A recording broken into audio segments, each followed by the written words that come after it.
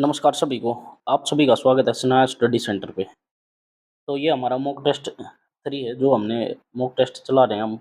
Daily practice के लिए डाल रहे हैं, कोई सीरीज़ वगैरह नहीं है। ये हम सोच रहे हैं भाई वनडे एग्ज़ाम जो भी अभी आगे आने वाले हैं उसके लिए आपकी मैथ की अच्छी प्रैक्टिस हो जाए। तो इसलिए हम डेली एक सॉल्व करने की कोशिश करेंगे। मेरे साथ-साथ आपकी भी प्रैक्टिस होगी और मेरी भी प्रैक्टिस होगी आपके साथ-साथ, ठीक है? और देखेंगे जो भी ट्रिक्स मेरे को आती हैं मैं आपको बताता चलूँगा, जो भी कंसेप्ट मेरे को आते हैं मैं आपको क्लियर करवाता चलूँगा साथ-साथ, ठीक है? क्वेश्चन की शुरुआत करते हैं, ज़्यादा बात करने में क्या रखा है, डायरेक्ट क्वेश्चन सॉल्व करते हैं। पहले क्वेश्चन से शुरुआत करते हैं, ध्यान से देखना भाई। पहले क्वेश्चन से शुरुआत करेंगे। त्रिभुज का क्षेत्रफल दिया है, एरिया दिया है, जिसकी एक भुजा इतनी है, तो विपरीत शीर्ष से भुजा पर डाले गए लंब की लंबाई बतानी। ध्यान से पूछना भाई, इसका मतलब उसने हाइट पूछा है, ठीक है? हाइट पूछी है उसने, हाइट। अभी आपको पता है एरिया ऑफ ट्रायंगल आपको पता है 1/2 बेस इंटू हाइट होती है। बिल्कुल बेसिक वाला बेस इंटू हाइट होती है, यही लगेगा यहाँ पे, ठीक है? Base into height. ध्यान से देखना भाई, एरिया हमें दिया है 61.5 सेंटीमीटर स्क्वायर मीटर स्क्वायर दे दिया, ठीक है? 1/2। बेस यहाँ पे एक साइड हमें दी है 12.3 गुना में हाइट, यानी कि एच निकालना हमने। बस इसको कुछ नहीं करना, सोल्व करना है। यहाँ से इसको काटोगे ये कट जाएगा, इसको काटोगे तो ये 5 पे कटेगा, 2 की मल्टीप्लाई करोगे तो यानी कि हाइट कितनी आ जाएगी, 10 मीटर आ जाएगी आपकी हाइट। तो यहाँ से आपका आंसर क्या होगा, सी ऑप्शन हो जाएगा, ठीक है? पहला क्वेश्चन सोल्व हो चुका है आपका। अगला क्वेश्चन देखते हैं, ठीक है भाई? नेक्स्ट क्वेश्चन देखो ध्यान से। सुषमा एक पुरानी कार 1,20,000 में खरीदती है। ध्यान से सुनना भाई, 1,20,000 में, यानी कि सिप्पी है, खरीदी है तो उसने 1,20,000 उसका सिप्पी है। उसकी मरम्मत पर वह 28,500 खर्च करती है, यानी कि 28,500 रेड हम कर लेंगे इसमें। तो 0 0 5 8 4 और 1, ठीक है? ये आपका हो गया 1,48,500 रुपये हो गए ये। फिर इसे वह अपने मित्र सैम को इतने रुपए में बेच देती है, यानी कि सिप्पी था, अब एसपी आ गया हमारे पास। एसपी कितना आ गया, 1,38,600।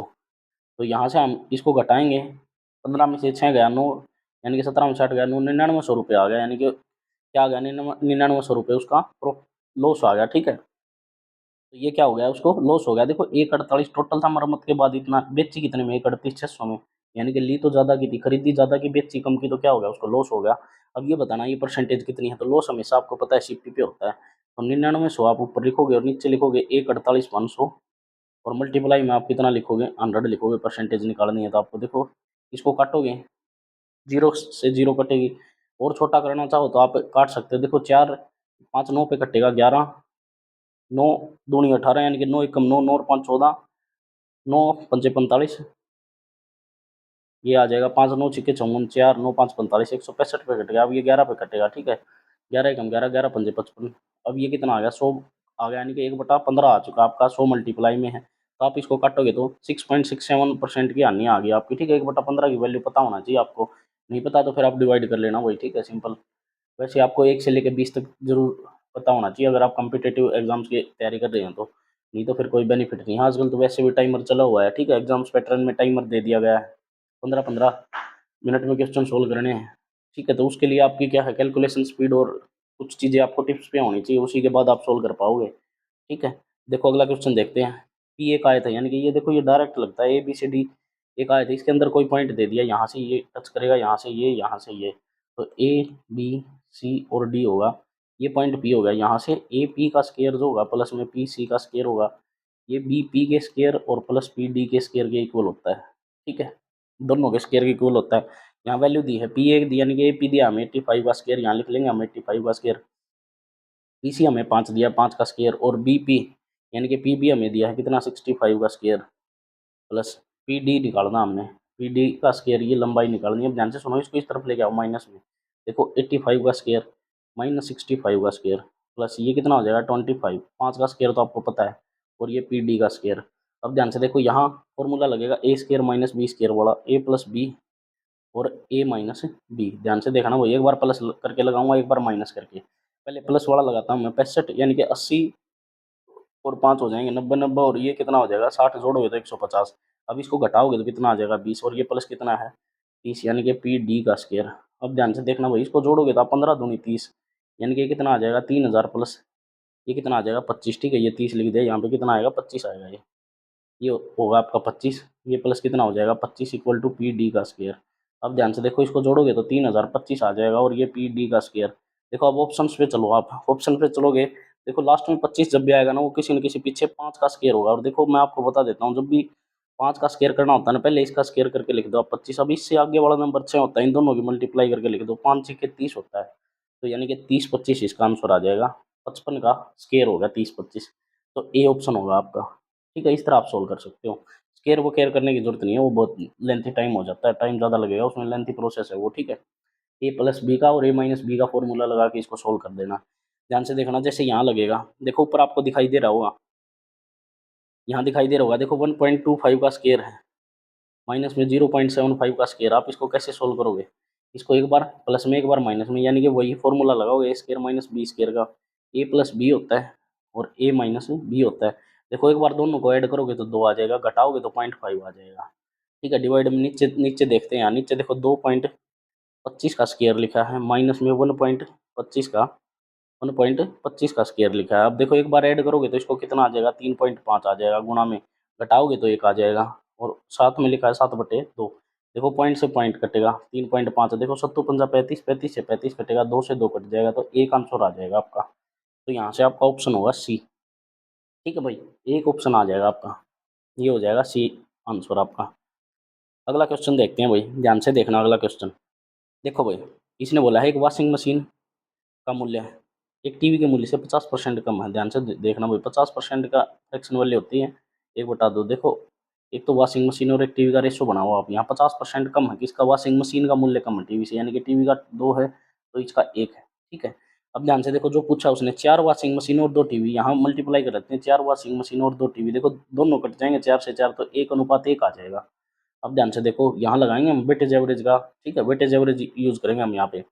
यदि वॉशिंग मशीन में 33% की वृद्धि होती है, ध्यान से सुनो भाई, वॉशिंग मशीन में 33% की वृद्धि कर दी, और टीवी के मूल्य में 13% की कमी, तो -13 कर दी। इसकी मल्टीप्लाई यहाँ करोगे 33, इसकी मल्टीप्लाई यहाँ करोगे तो -13। देखो कितना फर्क आया यहाँ पे, कितना डिफरेंस है यहाँ, यानी कि 20 का।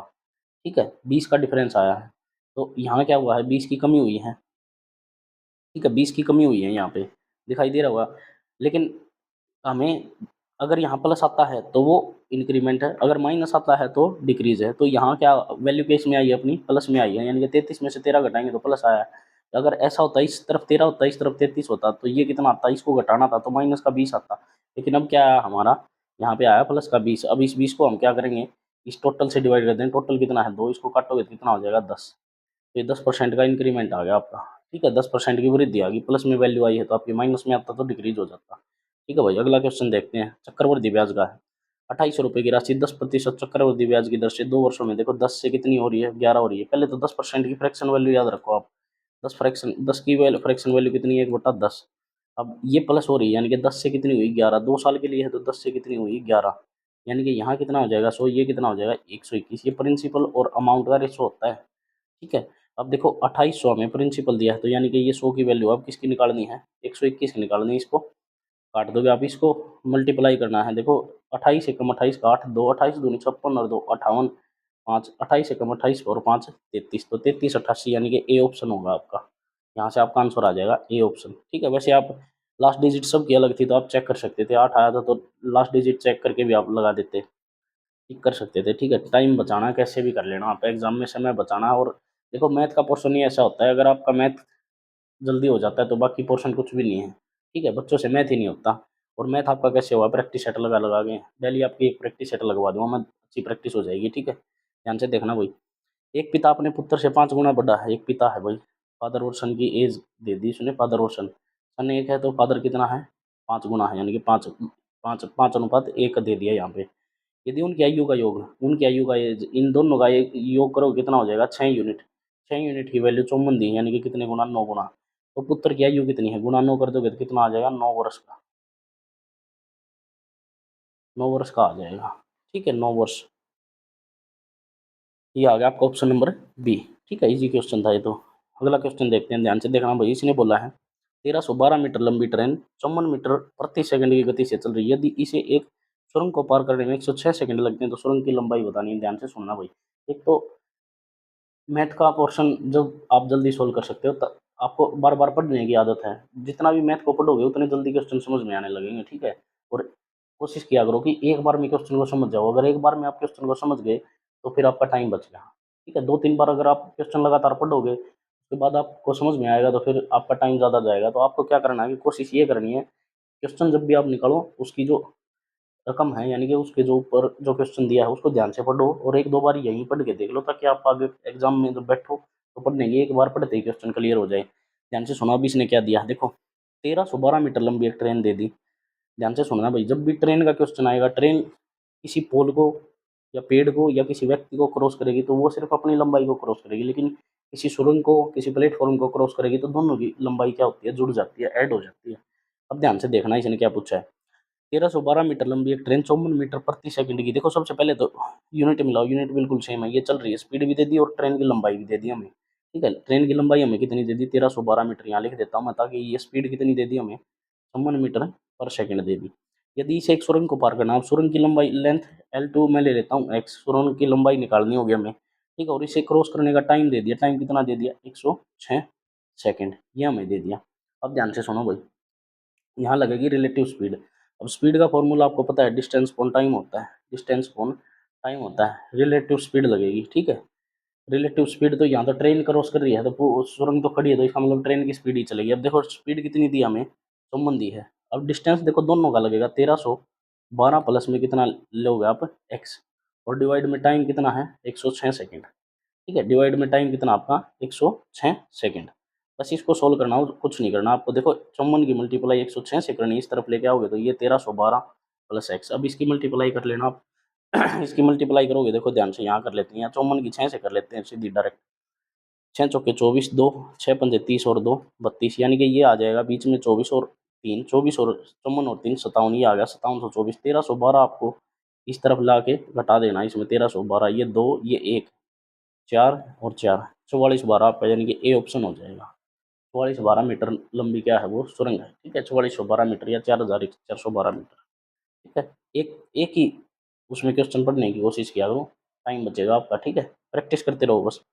देखो ध्यान से, एक पिता की वर्तमान आयु उसके दो पुत्रों की वर्तमान आयु के योग से दुगुनी है। ध्यान से सुनना भाई, एक तो फादर है और एक सन 1 और सन 2 है, दोनों दो पुत्र हैं यहाँ पे। ठीक है, पिता की वर्तमान जो आयु है, प्रेजेंट एज का रेशो दिया भाई यहाँ पे, उसके दोनों पुत्रों के योग से, मान लिया इनके दोनों पुत्रों का योग एक है, मैं मान लेता हूँ एक, इन दोनों पुत्रों की आयु का योग एक है, तो पिता क्या है, दुगुनी है, तो यानी कि 2 है। ठीक है, आप समझ गए होगे, 2 है। अब देखो उसने बोला 20 वर्षों के बाद, 20 वर्षों के बाद ध्यान से देखना भाई, 20 वर्षों के बाद यहाँ 2x लगा देता हूँ मैं एक, क्योंकि वेरिएबल होता है। अगर आपको ये नहीं पता तो आप रेशो एंड प्रोपोर्शन की क्लास भी देख सकते हो, वन शॉट मैंने डाल दी है। ठीक है, ध्यान से देखना, 2x + 20 यानी कि 20 वर्ष की एज बढ़ जाएगी। और यहाँ भी जब 20 वर्ष जाओगे तो आप यहाँ देखो दो पुत्र हैं, तो 20 एक की और 20 एक की, यानी कि 40 बढ़ेगी। एक को मैं लिख लेता हूँ x + 40। अब ध्यान से देखो क्या कहा, तो उसके पुत्रों की आयु के योग के बराबर हो जाती है, इक्वल हो जाती है। ठीक है, इस x को इस तरफ लेके आओ, 2x - x होगा, और इस 20 को परली तरफ भेज देंगे तो 40 - 20 हो जाएगा, ये परली तरफ भेज दिया और इसको इस तरफ ले आए, ये x, और x की वैल्यू कितनी आ गई, 20 आ गई x की वैल्यू। अब देखो उसने क्या पूछा, पिता की वर्तमान आयु पूछी है, पिता की 2 गुना थी, तो यहाँ 20 से गुणा करोगे तो कितना हो जाएगा, 40 वर्ष का। पिताजी कितने हो गए, 40 वर्ष के हो चुके हैं भाई। ठीक है, अगला क्वेश्चन देखते हैं, ध्यान से देखना भाई, नेक्स्ट क्वेश्चन देखेंगे। इसने बोला है देखो, चेतन शहर ए से बी तक यात्रा करता है, यदि चेतन अपनी सामान्य गति के 3/5वें भाग से कार चलाता है, देखो अब स्पीड दे दी उसने, तो वह शहर बी पर 52 मिनट की देरी से पहुंचता है। ठीक है भाई, चेतन को शहर ए से बी तक यात्रा करने में कितना समय लगता है यदि वह अपनी सामान्य गति से गाड़ी चलाता है। ध्यान से सुनो भाई, देखो जब भी डिस्टेंस सेम होता है, ये रेशो आपने पढ़ा हुआ, speed is equal to distance upon time होता है। अब यहाँ डिस्टेंस क्या है, कांस्टेंट है, डिस्टेंस कांस्टेंट है, तो देखो स्पीड जो होती है इनवर्सली प्रोपोर्शनल हो जाती है टाइम के। कहने का मतलब क्या है कि अगर ये बढ़ गया तो ये क्या होगा, घटेगा। ठीक है, अगर ये घटा तो ये क्या होगा, बढ़ेगा। तो ये अपोजिट होते हैं एक दूसरे के। अब ध्यान से देखना, अगर हमें स्पीड का रेशो दे दिया 5:3 दे दिया इसने, ठीक है, तो टाइम का रेशो क्या होगा, इसका अपोजिट हो जाएगा, 3:5 हो जाएगा। अब इस टाइम का डिफरेंस कितना, 2 यूनिट, इस 2 यूनिट की वैल्यू कितनी दी है, 52 मिनट, यानी कि कितने गुना, 26 गुना, 26 दूनी कितना होता है, 52। अब ध्यान से सुनो, 3/5वें हिस्से में जाता है, यानी कि अगर वो 26 यहाँ 5 की स्पीड से जाता, अगर आप यहाँ 5 की स्पीड से, उसने क्या पूछा है, सामान्य गति चलाता, सामान्य कितना समय लेता अगर वो सामान्य गति में गाड़ी चलाता। ठीक है, यानी कि अगर उसकी 5 की स्पीड थी, फिर उसने 3 की स्पीड कर दी तो वो लेट हो गया। अब यही कहना चाहता, अगर उसकी 5 की होती तो वो कितने टाइम में पहुंच जाता। अब देखो ध्यान से, यहाँ देखना, उसकी 5 की स्पीड थी तो वो 3 यूनिट टाइम लिया, तो यहाँ आप 26 की गुणा करोगे, और 26 दिया कितना होता है आपका, 78, 78। तो यहाँ से आपका आंसर होगा 78। ध्यान से समझ लेना क्वेश्चन को। स्पीड क्या दी है, 5 से 3 कर दी उसने, 5 से 3 कर दी तो वो 52 मिनट लेट हो गया। अब देखो 5 ज़्यादा है और 3 कम है, कम करेगा तभी लेट होगा। धीमी स्पीड से चलोगे आप तब लेट हो जाओगे, ठीक है। तो टाइम क्या लगेगा, ज़्यादा लगेगा। तो उसने पूछा अगर वो 5 की स्पीड से चलता तो कितना टाइम लेता। अब वो 5 की स्पीड से चलता तो 3 यूनिट टाइम ले रहा था, 3 यूनिट की गुना हम किससे कर देंगे, 26 से। तो 26 दिया कितना होता है, 78। तो आपका आंसर होगा 78 मिनट, ठीक है भाई। अगला क्वेश्चन देखते हैं, इजी क्वेश्चन था ये वैसे। ये क्वेश्चन ध्यान से देखना भाई, इसको मैं कोशिश करता हूँ थोड़ा सा बड़ा करने की, ताकि यही क्वेश्चन सोल्व हो जाए, ठीक है। कोशिश करेंगे यहीं सोल्व करने की, मैं आपको समझाने की कोशिश करूंगा इसको, ठीक है। उम्मीद करता हूँ आप समझ में आ जाएगा। देखो ध्यान से देखना भाई, देखो ये जो 7 वाला 5.4 है ये लिख देता हूँ मैं। अब ध्यान से देखना, यहाँ कॉमन लेने का गेम है। अब देखो यहाँ पे 0.1 तो यहाँ ब्रैकेट में लिख देता हूँ 0.1 का क्यूब हो गया प्लस, इसी तरह 0.03 का क्यूब हो चुका है भाई ऊपर। ऊपर वाले को हमने ये लिख दिया। अब ध्यान से देखना भाई, नीचे वाले को सोल्व करेंगे। अब नीचे वाला देखना भाई, 0.3 गुना में 0.3 गुना में 0.3 है, और ये दिया है यहाँ पे प्लस 0.09 गुना में 0.09 और गुना में 0.09। देखो ये तो डायरेक्ट सोल्व हो जाता है, लेकिन मैं आपको समझा देता हूँ एक बार, फिर आप ये नहीं सोचोगे कैसे काट दिया। देखो अब मैं इसको क्या लिख सकता हूँ, 0.3 का क्यूब लिख सकता हूँ, प्लस इसको क्या लिख सकता हूँ, 0.09 का क्यूब लिख सकता हूँ। अब देखो इसको लिखने का मतलब क्या है, इसको लिखेंगे हम 3 गुना में 0.1 का क्यूब, प्लस इसको क्या लिखूंगा मैं, 3 गुना में, अगर मैं यहाँ से 3 अलग करूँगा तो यहाँ हो जाएगा 0.03 का क्यूब, इन दोनों का क्यूब हो जाएगा। अब मैं इसको अलग अलग करूँगा, देखो 3 का क्यूब अलग कर दिया मैंने और 0.1 का क्यूब अलग कर दिया, प्लस यहाँ 3 का क्यूब अलग कर दिया और 0.03 का क्यूब अलग कर दिया। अब देखो इनमें से 3 का क्यूब कॉमन है, तो यहाँ 0.1 का क्यूब प्लस 0.03 का क्यूब, नीचे ये बन गया वही हमारा, ठीक है। नीचे हमारा ये बन चुका है वही, इसको हटा देता हूँ मैं, ठीक है। यहाँ से इस लाइन को हटा देता हूँ ताकि मैं यहाँ पुट कर देता हूँ ये डिवाइड में 3 का क्यूब और 0.1 का क्यूब प्लस में 0.03 का क्यूब, ये बन गया यहाँ पे, ठीक है। अभी इसको यहाँ से काट दूंगा मैं, ऊपर बच गया 5.4 और 3 का क्यूब कितना होता है 27। देखो 27 से काटोगे तो 0.2 आ जाएगा, 27 दूनी कितना होता है 54। तो यहाँ से आपका आंसर क्या होगा 0.2। इस तरह आप सोल्व कर सकते हो। वैसे आप फॉर्मूला लगा के भी कर सकते हो, ए क्यूब माइनस बी, ए क्यूब प्लस बी क्यूब वाले से, उससे भी सोल्व कर देना, लेकिन ज़्यादा लेंथी हो जाएगा। इस तरह आप सोल्व कर लेना, ठीक है, डायरेक्ट। देखो धीरे धीरे सोल्व करोगे तो आप क्वेश्चन इजीली सोल्व हो जाता है, ठीक है, बड़ी बात नहीं है। देखो भाई अगला क्वेश्चन देखते हैं, ध्यान से देखना। इसने क्या दिया है, देखो 7 की पावर 5 गुना में, देखो 7 वर्गमूल 7, वर्गमूल 7 का मतलब होता है पावर होती है 1/2। इन गुना में जब भी होती है तो पावर ऐड हो जाती है, तो 7 की पावर कितनी हो जाएगी 3/2। तो यहाँ लिख देता हूँ मैं 7 की पावर 3/2। अब ध्यान से देखना, ये दिया है भाई, ये दिया है भाग में कितना, 7 की पावर माइनस 5/2। अब देखो इसको प्लस में करूंगा तो 1/7 की पावर 5/2 होगी, लेकिन ये 7 में डिवाइड है, इसको मल्टीप्लाई में बदलूंगा तो 7 ऊपर आ जाएगा, 7 की पावर 5/2 हो जाएगी। तो यहाँ लिख देता हूँ मैं 7 की पावर 5/2 इक्वल टू 7 की पावर 2x प्लस 3। अब देखो बेस सेम है तो पावर जुड़ जाती है, पावर ऐड करेंगे हम 7 की पावर, ध्यान से ऐड करना भाई। देखो इन दोनों को ऐड करूंगा तो मैं 8/2 काटोगे तो कितना आ जाएगा 4, यानी कि ये 4 हो जाएगी 7 की पावर, ये 4 इसमें ऐड करूंगा तो 7 की पावर 9, यहाँ कितना हो जाएगा 7 की पावर 2x प्लस में 3। अब देखो कंपैरिजन हो जाएगा, बेस सेम है तो 9 इक्वल टू 2x+3। तो यहाँ से 2x इज इक्वल टू 6 और x इज इक्वल टू कितना आ गया 3 आ चुका भाई। तो यहाँ से आपका आंसर होगा सी ऑप्शन 3, 3 आ जाएगा आपका, ठीक है। अगला क्वेश्चन सोल्व करते हैं, ध्यान से देखना भाई। अगला क्वेश्चन इसने बोला है नव्या और भाव्या, भाई नव्या है और भाव्या है, दो बंदे हैं, 40 दिनों में और 60 दिनों में एक घर को पेंट करते हैं। ये 40 दिनों में, ये 60 दिनों में। अब इन दोनों का क्या काम होता है, पहले एलसीएम लेना, एलसीएम लोगे तो आप 120, यानी कि 40 दिया 120 और 60 दूनी 120 होता है। ये इनकी क्या आ गई, एफिशिएंसी आ गई। अब देखो ध्यान से, उसने क्या बोला, भाव्या से शुरू करते हुए, यानी कि बी से शुरुआत करी, फिर उसके बाद नव्या। ये देखो साइकिल बन गई यहाँ पे, ये एक साइकिल बन जाएगी। अब देखो ये 3+2, यानी कि टोटल काम कितना हो रहा है 5 यूनिट, और कितने दिन में हो रहा है 2 दिन में, ठीक है। 2 दिन में 5 यूनिट काम हो चुका है, ठीक है। तो यहाँ 2 दिन में 5 यूनिट काम हो गया आपका। अब देखो ध्यान से, उसने क्या बोला आगे, दोनों मिलकर उस घर को कितने दिन में पेंट कर देंगे, कितना काम करवाना है 120। तो 120 को 5 से डिवाइड कर लेते हैं, 5 दूनी 10, 5 चौके, यानी कि 24, 24 यूनिट काम करवाना है, यानी कि इसका 24 गुना, तो कितना हो जाएगा 120। तो इसका कितना हो जाएगा 24 गुना, कितने दिन लगेंगे 48 दिन। तो यहाँ से काम कितने दिन में कंप्लीट हो जाएगा 48 दिन में, यानी कि डी ऑप्शन, ठीक है भाई। अगला क्वेश्चन देखते हैं, ध्यान से देखना भाई, प्रॉफिट एंड लॉस का क्वेश्चन है। एक अलमारी का अंकित मूल्य इतना है जो क्रय मूल्य से अधिक है और अंकित मूल्य पर छूट दे दी। ध्यान से देखना, वैसे आप इसमें सीपी और एमपी का भी लगा सकते हो डायरेक्ट, सीपी एमपी एसपी का भी लगा सकते हो। ठीक है, देखो सीपी एमपी और एसपी बिल्कुल सिंपल तरीके से करवा देता हूँ। देखो सीपी अगर 100 था तो जो क्रय मूल्य से 35% अधिक है वो क्या होता है, एमपी। तो ये कितना था, 135। अब यहाँ इसने 120% की छूट दे दी, यहाँ 20% की छूट का मतलब 1/5 की छूट दे दी। 1/5 135 की 1/5 से गुना करोगे तो आप कितना आ जाएगा आपका, आप इसको काट सकते हो, यानी कि 5 दूनी 10 पंच 35, 27 रुपये। आप 27 रुपये इसमें से घटाओगे तो कितना आ जाएगा, 108। सीधा सीधा आपको दिखाई दे रहा है, 100 रुपये का सामान लिया 8 है, 108 का बेच दिया तो 8% का प्रॉफिट हो चुका है उसको। ठीक है, बस यही पूछा था, लाभ प्रतिशत ज्ञात कीजिए, तो 8% का प्रॉफिट है, ये ऑप्शन हो जाएगा। ठीक है भाई, इजी क्वेश्चन था एक और। अगला क्वेश्चन देखते हैं, ध्यान से देखना भाई। 7 से विभाज्य वाला बता है। देखो 7 से विभाज्य की मैं आपको डिविजिबिलिटी रूल बता देता हूँ। पेयर बनाने होते हैं, जैसे मैं ये नंबर ले लेता हूँ 682597। बाकी लास्ट में एट द एंड बच्चे को डिवाइड ही करना पड़ता है। देखो ये रूल है तो, लेकिन टाइम लग जाता है। देखो 3 का पेयर ये और 3 का पेयर ये एक बच गया।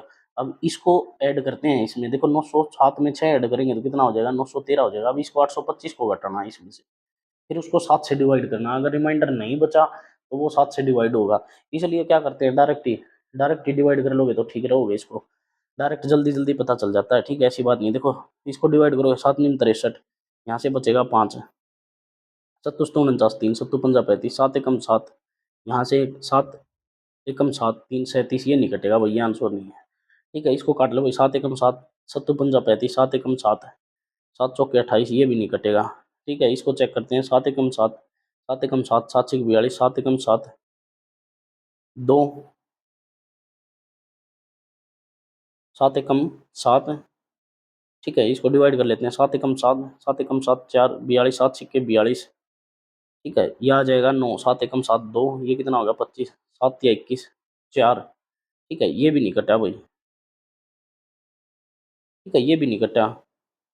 इसको चेक करते हैं भाई, 7 या 21 ये कट सकता है। देखो ध्यान से देखते हैं, चलो इसको काट के देख लेते हैं। 7 एकम 7, 7 नीम 63, 3 हो गया 30 बन गया, 7 चौके 28, 2 27 बन गया, 7 चौके 28 तो नहीं होगा, 7 या 21 6, 7 नीम 63, ये बच गया 4, ये नहीं कटा। ठीक है, ये भी नहीं कटा। इसको चेक कर लेते हैं एक बार, 7 13 9, अच्छा 2 भी था बीच में। ठीक है, काट लेते हैं, इसको देख लेते हैं एक बार। देखो 7 एकम 7, 7 एकम 7, ये 4 बच गया यहाँ पे, 6 बच गया ये, सॉरी यहाँ पे। ठीक है, ये बच गया 6, ये होगा 7 49, 7 8 56, ये आ गया 56। यहाँ इसमें से घटाओगे 12 में से 6, ये 6 आ जाएगा। ठीक है, अब 6 9 7 निम 63, ये बचेगा 6, 7 निम 63 2 7 या 21। ठीक है, तो ये आपका सी आंसर हो गया। सिंपल 7 से डिवाइड कर लेना, वरना ये तरीका भी है। देखो मैं आपको करके दिखा देता हूँ, ध्यान से देखना। सी ऑप्शन हमारा आंसर आया ना, 7 1 3 2 9 5 1 आया है। देखो 3 3 के पेयर बनाने होते हैं, 9 5 1 है, तो 3 3 के पेयर बनाने होते हैं। यहाँ पे इस 3 का 951 का पेयर बन गया, ये 132 का और ये 7 का, ये 7 इसमें ऐड करेंगे 958 आ गया। 958 में से हम कितना घटाएंगे, 132, ये कितना आ जाएगा 6, ये 2 और ये 8, 826 आ गया। अब इस 826 को हमें क्या करना है, 7 से डिवाइड करना है।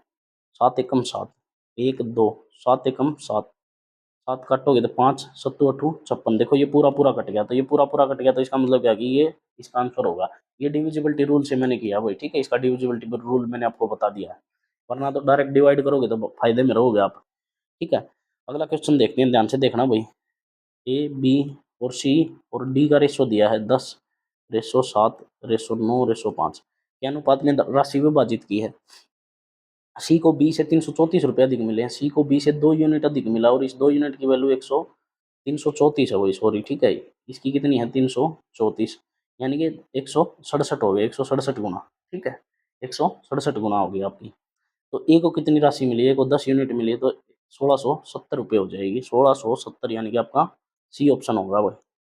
ठीक है, सी ऑप्शन हो जाएगा यहाँ से। अगला क्वेश्चन देखते हैं, ध्यान से देखना भाई। दो दोस्त हैं, किरण और महेश का मासिक आय दे दी भाई। देखो किरण है और महेश की इनकम का रेशो दे दिया। इनकम का रेशो कितना दे दिया, 5:8 दे दिया। ठीक है भाई, दे दिया। वह प्रत्येक महीने 72,000 रुपये की बचत करता है और उनके मासिक वह एक्सपेंडिचर देखो कितना है, 2:4 है। इसको काटोगे तो 1:2 हो जाएगा, तो 1:2 एक्सपेंडिचर। अब ध्यान से देखना भाई, यहाँ बचत लिखते हैं, यहाँ बचत कितनी दी है, 72,000 72K लिख देता हूँ मैं यहाँ पे 72K, और यहाँ पे लिखूँ मैं 72K। ठीक है, ये लिख दी मैंने यहाँ पे। अब ध्यान से देखना भाई क्या करना होता है, इसकी मल्टीप्लाई करते हैं 10, माइनस कर लेते हैं 8, तो यहाँ से कितना आ गया 2 यूनिट आ गया, 2 यूनिट। ठीक है, 2 यूनिट। अब यहाँ से इसकी मल्टीप्लाई करते हैं। ठीक है, 72K इसकी मल्टीप्लाई करोगे तो आप कितना आ जाएगा 144, 144K। अब इसमें से घटाओगे तो कितना आ जाएगा 72K, और इस 72K की वैल्यू होती है ये। अब यहाँ से आप इसको घटाओ, डिवाइड करोगे तो कितना आ जाएगा 36K।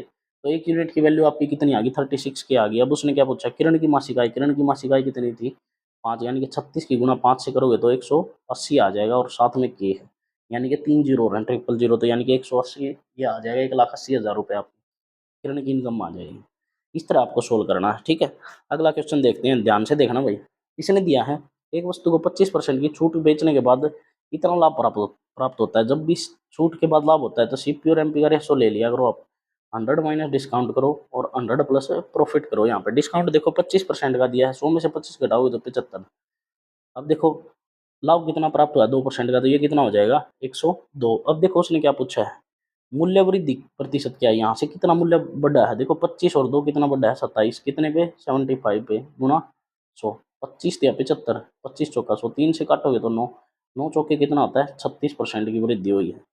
तो यहाँ से आपका ऑप्शन हो जाएगा डी ऑप्शन। ठीक है, 36%। अगला क्वेश्चन सोल्व करते हैं, वही ध्यान से देखना। अगला क्वेश्चन दिया है ट्रिग्नोमेट्री का। देखो कोस ए है, इस 5 को ऊपरली तरफ लेके आओगे तो 4/5 होगा। देखो ध्यान से देखना भाई, लाल बटे का आपने पढ़ा है, लाल बटे का पढ़ा है, तो कोस वाला बीच वाला होता है A/K। ठीक है, या पंडित बद्री प्रसाद हर हर बोले भी आप सोच सकते हो। B/H होता है, B/H, तो ये होता है आपका B/H, या हिंदी में लिखोगे तो आप A/K। तो इसका मतलब क्या है, हमें क्या निकालना है परपेंडिकुलर, यानी कि लंब निकालना है, या परपेंडिकुलर निकालना है। परपेंडिकुलर आ जाएगा 3, 3 4 5 का ट्रिपलेट होता है। अब इसको सोल्व करते हैं। देखो 3 ऊपर क्या है कोसिकेंट स्केयर A-1, डिवाइड में 4 रूट में सीकेंट स्केयर A-1। अब ध्यान से देखना भाई, 3 ऊपर इसको हम लिख सकते हैं कोट स्केयर A, क्योंकि ये आइडेंटिटी होती है। ठीक है, और ये आइडेंटिटी बिल्कुल 10वीं क्लास में पढ़ाई जाती है। ये 10 स्केयर A होता है, ये भी आपको नहीं पता है तो फिर कुछ नहीं हो सकता। अब ध्यान से देखना भाई, 3/4 होता है। अब देखो 10, यहाँ से कितना क्या बच गया कोट A, नीचे कितना बच गया 10A। अब देखो इसको ऊपर लेके जाओगे तो ये कोट A बन जाएगा, क्योंकि कोट A क्या होता है 1/10A होता है।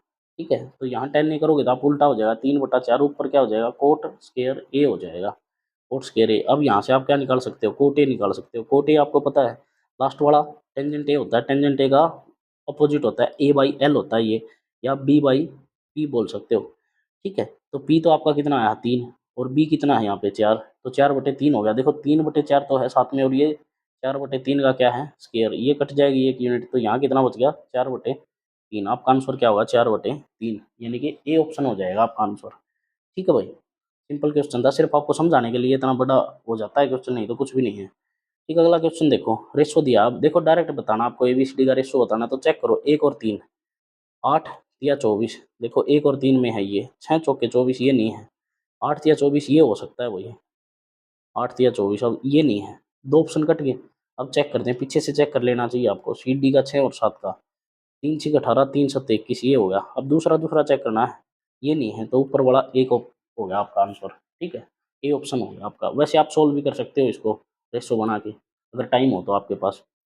अगला क्वेश्चन देखते हैं, ध्यान से देखना भाई। इसने दिया है किसी त्रिभुज की भुजाएं 7 9 और 12 सेंटीमीटर की लंबाई, इसका क्षेत्रफल बताना। देखो स्केलिन ट्रायंगल बोलते हैं इसको, विषमबाहु त्रिभुज। और विषमबाहु त्रिभुज में एक फॉर्मूला लगता है सेमी पेरीमीटर का। सेमी पेरीमीटर क्या होता है, तीनों भुजाओं का सम 7 + 9 + 12 बटे कितना होता है 2। इसको डिवाइड कर लेते हैं 2 से, तो सेमी पेरीमीटर यानी कि अर्ध परिमाप आ जाता है। यहाँ से आप करोगे तो 9 और 7 16 और 12 28/2, काटोगे तो कितना आ जाएगा 14, ऐसा आ गया 14। अब एरिया हमें निकालना होता है स्केलिन का, तो वो S इंटू में S-A और S-B इंटू में S-C होती है। ठीक है, ट्राइंगल की S होता है सेमी पेरीमीटर। सेमी पेरीमीटर में से पहली भुजा घटाओगे तो आप 14 में से 7 घटाओगे तो कितना आ जाएगा 7, फिर 14 में से आप कितना घटाओगे 9 घटाओगे तो 5, फिर 14 में से 12 घटाओगे तो 2।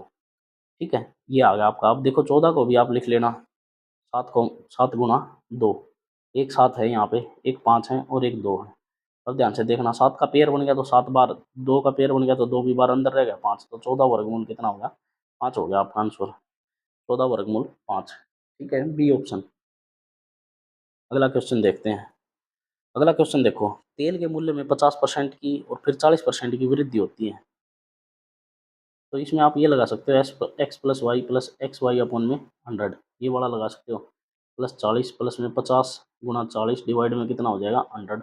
वृद्धि हुई है तो आपको बताना बस, ये 40 और 50 90 प्लस 2 जीरो से 2 जीरो, ये 20 कितना होगा 110%। ठीक है, आप रेशो से भी कर सकते हो, रेशो से भी निकाल लेना, आप कोई बड़ी बात नहीं है, इजी क्वेश्चन है। ठीक है, अगला क्वेश्चन देखते हैं, ध्यान से देखना भाई। औसत दिया, औसत 12 दिया, ए का मान बताना। देखो 6.5 प्लस 10.6 प्लस 19.7 प्लस में ए, और डिवाइड में कितना हो गया 4, 1 2 3 4 हो गया। औसत कितना दिया है 12 दिया है, ये दिया है 12 भाई। डिवाइड करना होता है, ठीक है, आंकड़ों का योग बटे आंकड़ों की संख्या होता है एवरेज।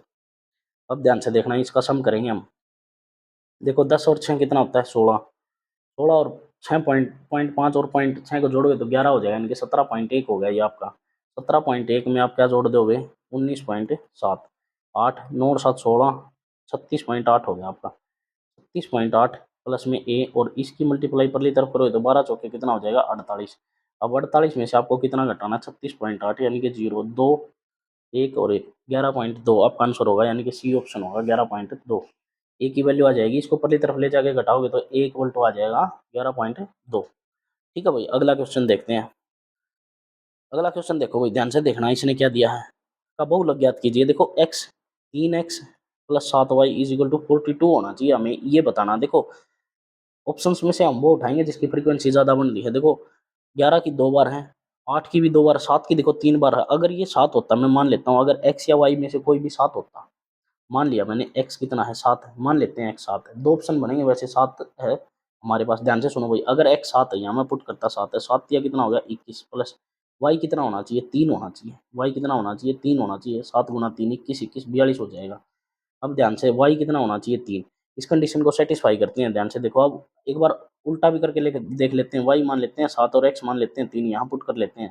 देखो 3 गुना में y कितना आया 3, 3 तिया कितना हो गया 9 प्लस, और 7 गुना में y यानी कि 7 गुना में 7 करोगे तो 49, 49 और 9 कितना होगा 58। अब ध्यान से देखना भाई, ये वाली कंडीशन 7x प्लस में 3y, ये वाला तो नहीं हो सकता। अब ये वाला चेक किया हमने, तो यहाँ चेक करोगे 7 गुना 7 प्लस में 3 गुना 3 49, और प्लस 9 कितना होता है 58, और यही हमें क्वेश्चन में दिया है 58। तो ये हमारी कंडीशन सेटिस्फाई होती है, एक्स का मान 7 है और वाई का मान 3 है, तो उसका बहुलक कितना आ जाएगा 7 आ जाएगा। ठीक है जी, ये चेक कर लिया अगर आप ऑप्शन में। देखो अगर मैं 11 मानता तो 11 तो यहाँ 2 बार है, लेकिन 7 तो ऑलरेडी 3 बार आ चुका है यहाँ पे, इसलिए तो 7 से ही ट्राई करेंगे हम, क्योंकि अगर 4 बार 7 हो गया तो बहुलक हो गया। वैसे भी बहुलक इसका 7 ही है। ठीक है, अगला क्वेश्चन देखते हैं भाई। ठीक है, तो क्वेश्चन लास्ट था भाई ये। ठीक है, तो इसी के साथ हमारे क्वेश्चन खत्म होते हैं, ये वाला मॉक टेस्ट समाप्त होता है। और वीडियो देखने के लिए आप सभी का धन्यवाद। अगर वीडियो अच्छी लगती है तो वीडियो को लाइक करते रहना भाई, और शेयर करते रहना, प्रैक्टिस करते रहना। अगर प्रैक्टिस में मज़ा आ रहा है तो आप नीचे कुछ कमेंट कर देना, ठीक है, ताकि मेरा हौसला बना रहे। मिलते हैं वही नेक्स्ट मॉक टेस्ट में, और बीच बीच में मैं और भी कुछ वीडियो डालता रहूँगा। अभी वन शॉट हमारी बाकी हैं तो वो डालेंगे हम साथ साथ। ठीक है, मिलते हैं नेक्स्ट वीडियो में।